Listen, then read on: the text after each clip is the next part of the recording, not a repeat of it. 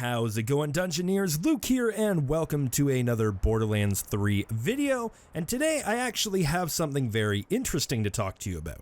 You see, Borderlands is a game that is filled with all sorts of over-the-top legendary weapons that you can use to melt bosses and blow up entire rooms of enemies. But what some people don't realize is that one of the best guns in Borderlands 3 period is not a legendary weapon. It isn't even a unique. It is actually a purple assault rifle, and today we're going to be going over why this gun is so amazing and how you can go about getting yourself one. So, as you can see here, guys, the weapon we are talking about today is the cost-effective optimized Q system, which is a purple Atlas assault rifle. Now, the Atlas assault rifles in this game are very interesting, and they all have the same effect, where it has a secondary fire that will fire either a tracking puck or tracking darts, which you can use to lock onto enemies and fire your bullets in any direction and they will home in. Now, something you might notice already about the effective Q system, it has really high damage. It has 1136 times 2 on mine. I have a second one here that's 1028 times 2, but is also a little bit better, and I'll go into that why. It has 1136 times 2 damage. It only has 56% accuracy, which you're not going to have to worry about, and I'll show you why. And it actually has a decent fire rate at 3.9.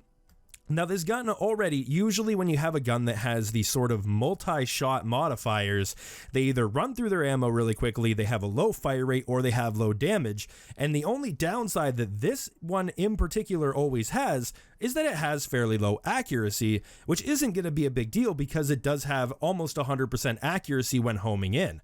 As you can see here, while normal firing it, it is a very, very inaccurate gun. But if you were to hit an enemy with its alternate fire, it fires out these sort of tracking darts, and the bullets will home in on those. Now, I have two different kinds here. This one uses the tracking darts, which fires out these sort of darts, and when they hit an enemy, they will home in on them. And they're really, really good because if you hit an enemy in the crit spot, you will actually have homing bullets that are homing towards a crit spot, making it extremely powerful. Now, the other one that I have is a tracking puck. As you can see, it fires out a little puck there. And this one is actually better for mob grinding, and I'm actually going to show you why right now. The tracking puck, as opposed to the darts, let's say I were to fire it at this guy right here.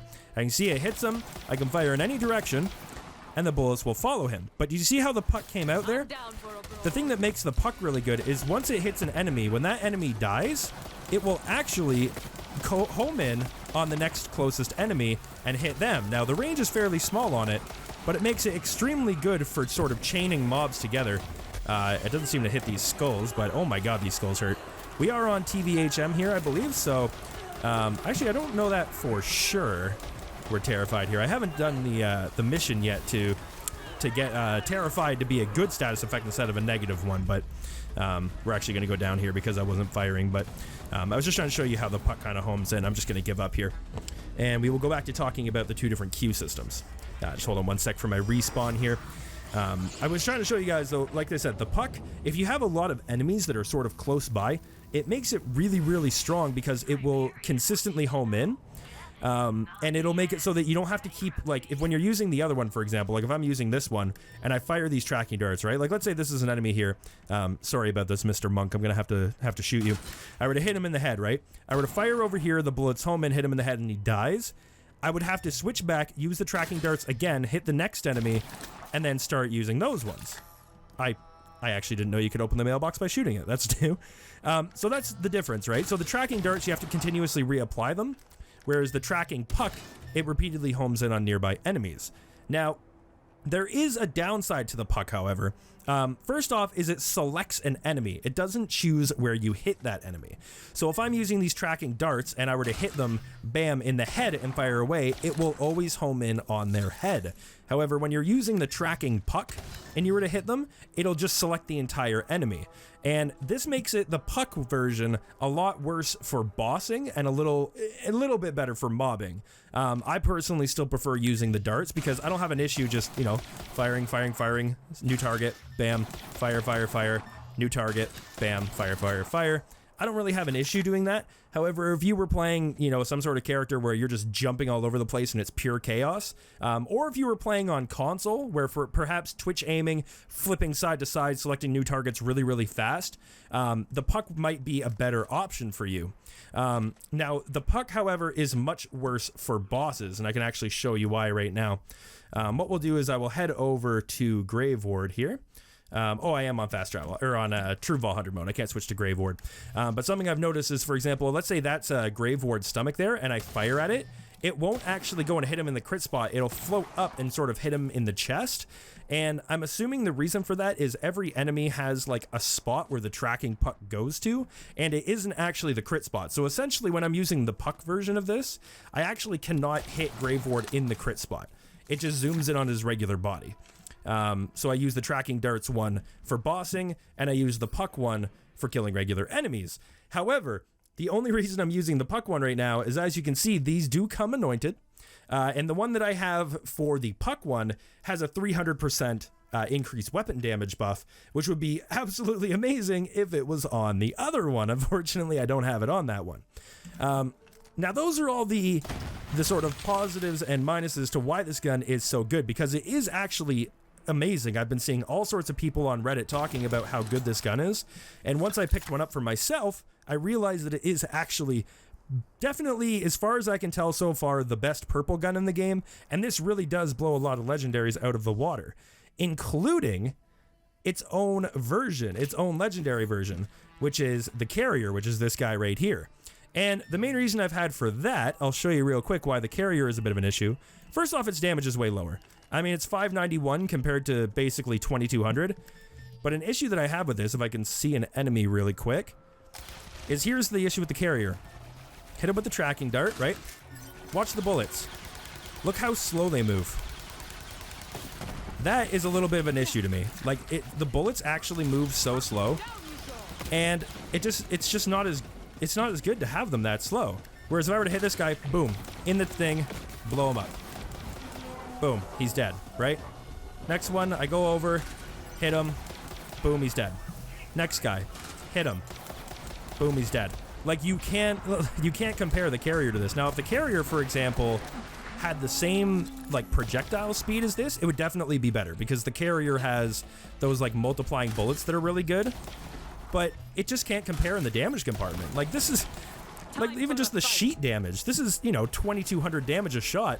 This is 591, and yeah, it has a faster fire rate, but it has a way slower projectile speed, and I really truly believe that it's just not quite as good. Like, look how slow it takes till they get there, and if they hide behind cover or something like that, like, you're just really in trouble. So it's kind of weird that this purple outdoes its own legendary, and I really think they could buff the Carrier, because I think it's a cool weapon on its own. Like, the Carrier itself is a cool gun if it just wasn't being outshined. It basically, when you fire these bullets and they actually hit the enemy, you'll see they kind of multiply in every direction. And I commit wait. Hello? Okay, that's kind of weird, but anyway. So that's all I really wanted to talk to you guys about.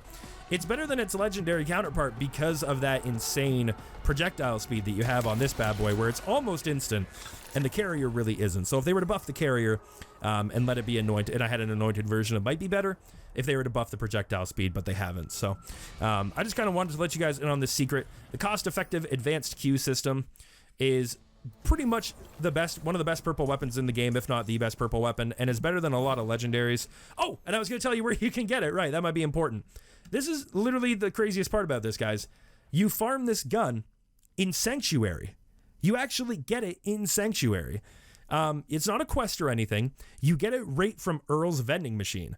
So not only is the gun, you know, extremely powerful and surprisingly powerful, you can actually get it straight from the vending machine. So you're going to spawn into Sanctuary here. We're going to run on down straight into the cargo bay, which is right ahead there. And we are going to head over to Earl's vending machine, which you just jump off this ledge here, go right on down, and check in here. I don't know if he'll have one on our try here. He won't. But all you have to do, guys, if he doesn't have one here, you just leave the game and then go right back in and just keep doing that. Now, make sure you actually have the Iridium to buy it as well. Iridium's pretty easy to get. You just go on normal mode, farm Grave Ward, farm really whoever you want to get the iridium. That's not really a big concern. Now, I will note, I don't know if it's 100% confirmed. However, the only time that I've been able to get it to show up in the vending machine is on True Vault Hunter mode. I don't believe it's True Vault Hunter mode exclusive, but it is the only place that I have gotten it. So if you are grinding for it until it's confirmed, maybe in the comment section of this video, that you can get it outside of True Vault Hunter mode, that's where I would say to farm for it. Like I said, even if your character isn't that good, it never hurts to just go out and try it anyway, because like I said, it's just gonna, you don't have to kill any enemies for it. You just grind a vending machine, and then you leave and come back and leave and come back. And that's all I really wanted to talk to you guys about today, just how good this queue system is. I know it's been blowing up on Reddit. I know that if you browse the Borderlands 3 Reddit, which I highly recommend, it's a great subreddit. If you browse it, and you probably already know about this gun, but if you haven't, I'm really happy to have brought it to your attention. Make sure you pick up an advanced queue system for yourself.